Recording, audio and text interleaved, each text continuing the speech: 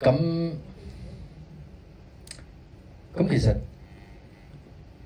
其實我係即係攞咗政府一啲投資啦。咁其實仲有一大部分嘅投資咧，咁都係投資嚟㗎嘛，係嘛？咁再加上呢一啲咁大膽嘅嘗試，你又唔跟大方向走，大方向我見到大方向其實有好多時都唔得啊咁樣。咁啊，不如即係做一啲唔大方向嘅嘢咁樣，但係其實冒嗰個風險都一樣係咁高嘅。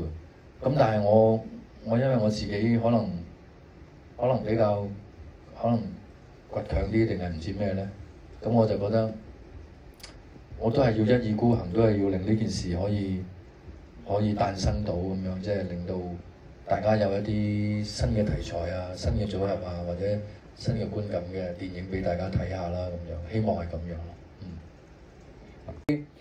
海外嘅或者有一啲睇到啲人話嗰個影像咧好，即係個影像有啲嘢睇咁樣。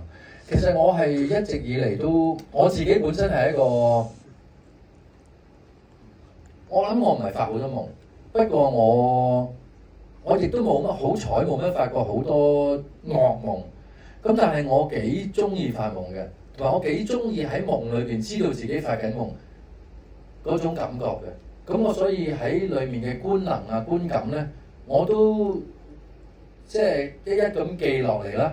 咁同時，當我籌備緊個戲嘅時候，當我一發夢啦，哎呀有得攞料啦，快啲睇下嗰啲嘢係點樣嘅咧咁。但係其實夢係冇規則冇邊界嘅。咁不過我希望我盡量可以由我喺夢裏邊感受到嘅質感、嗰種狀況、嗰種 pattern， 我盡量拍出嚟啊！咁但係拍完之後，我發覺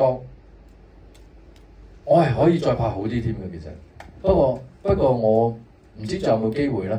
即係夢境嗰個世界啊，嗰個表達咧，我覺得拍完呢個戲我係仲掌握得多咗添嘅。咁希望有機會啦，咁樣咯。係。